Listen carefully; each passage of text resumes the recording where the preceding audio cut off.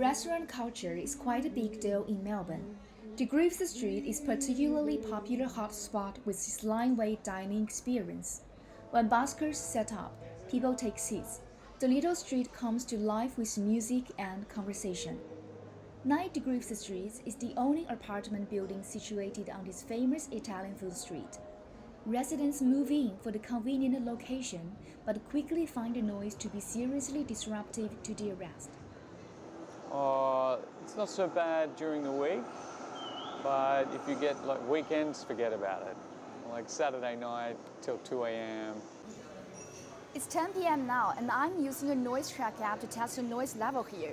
It's still at around 75 decibels, the same level as the vacuum cleaner, and it will last for hours during the night.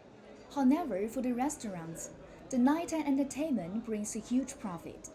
Teabag, a shop selling snacks and drinks, confirmed the majority of their trade occurs at night.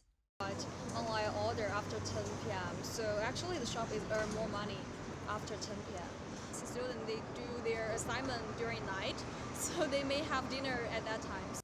According to the latest Australian Nighttime Economy Report, Melbourne's nighttime entertainment contributes $3.5 billion to VIC economic growth. For residents who choose to live in convenient CBD location, noise will continue to be an irritation.